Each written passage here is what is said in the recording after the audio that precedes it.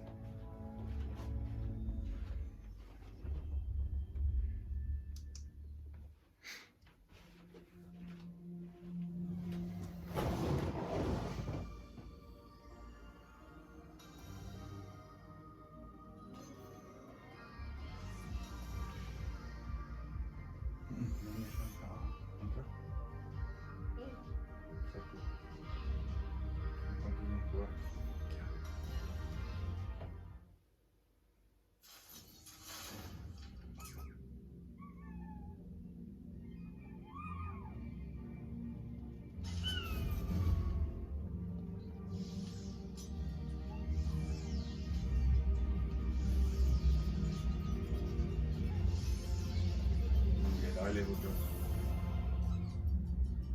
You like one?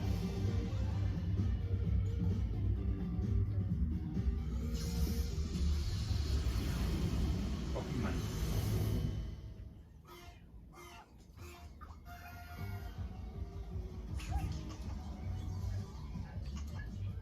There you can see the innovation of the controller, guys. So you have to pull the trigger as hard as to reach, and then that last bit of reach, you have to flick it at a sideways motion.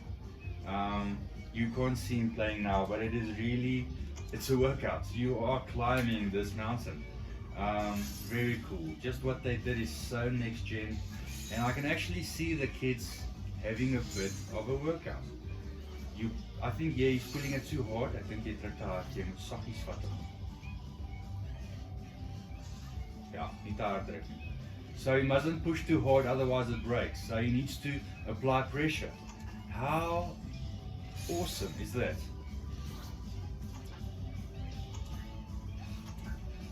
I don't feel as guilty letting the kids play anymore. Now he has to flick the controller to swing, climb again, go into a swing, and he swings it, and he has to let go and re-grab. Yeah, amazing.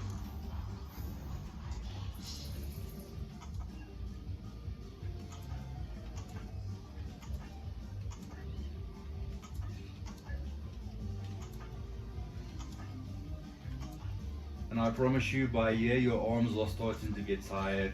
Your hand-eye coordination is going 100 miles an hour.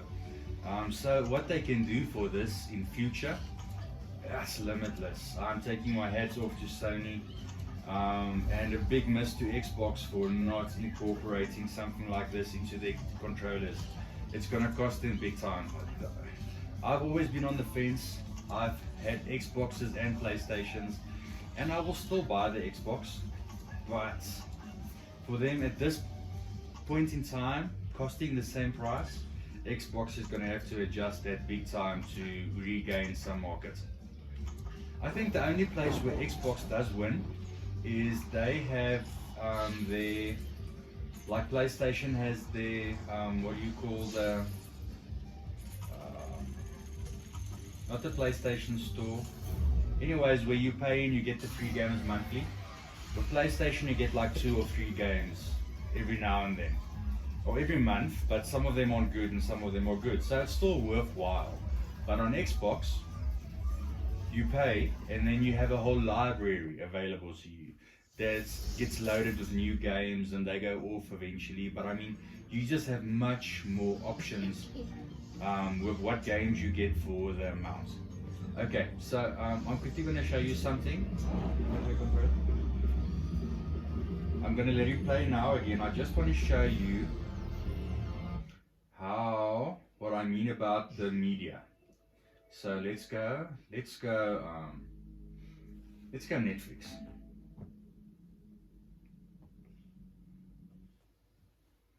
Nice that you can still run games and run the apps, and it doesn't slow the system down. This thing just performs flawlessly. How quickly it loads, that's the biggest thing. There's no wait in between scenes, the games, that sort of thing. So now it's just looking for switching over to the HDR. You see I'm running 4K HDR. Let's quickly go to something that I know is 4K and Atmos.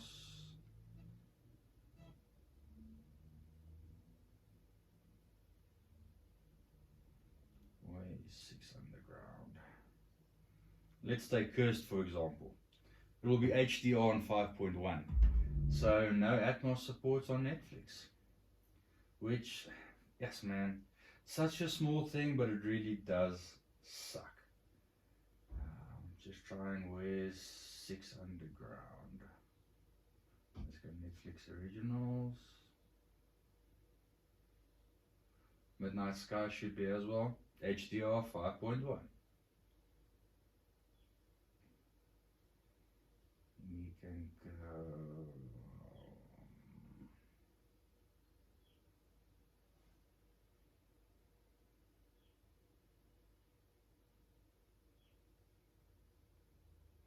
Not finding 6 underground now, but you guys get my point.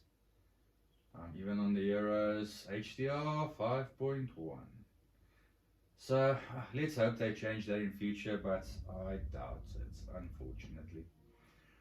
So let me show you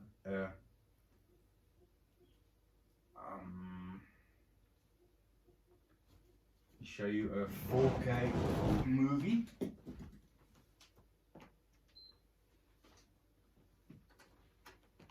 So I'm going to put in my 4K demo disc quickly.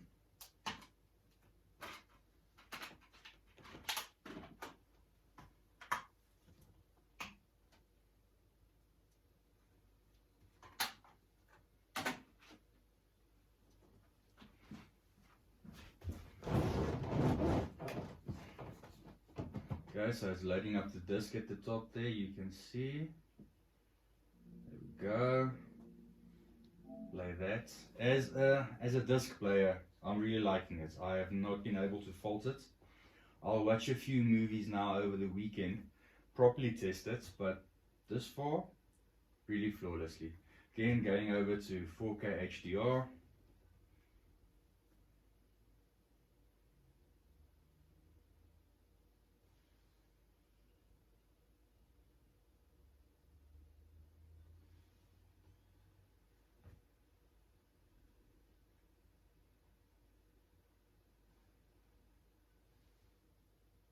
Switching over. Just grab my Denon remote. So I can't show you guys on the receiver now the DTSX Master, so I will wait for it to play and then I will show you on screen. The new receivers are working well. This is the Denon receiver. It's passing everything this far that need be. I have not been able to test the 8K because obviously my projector is not 8K. But 4K, everything needs to do 444, all good, no problems. Let's quickly jump. Let's do gravity.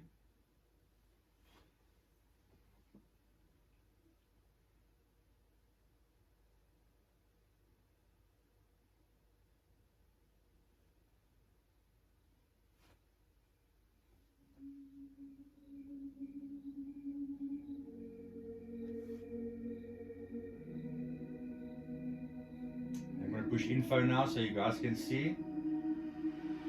There we go. DTSX Master, all good.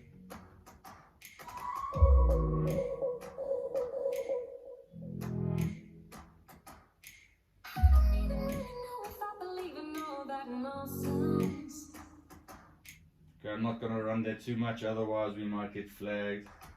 But yeah, and going out to the menu again for him to play. Quick, there we go. Still getting used to this. Where is the game? Music, download, sound.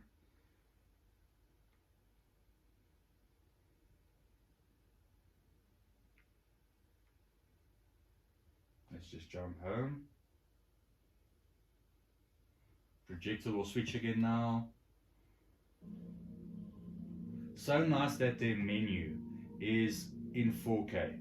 The Xbox does not do that, so their menu is in 4K HDR, which is very cool once again. Okay, we need to go from media to games, back to Astro. Okay, so I'm going to let my son play his game further. I hope that helps you a bit. Thanks for watching, guys. If you want to see more videos like this, please like and subscribe. Cheers.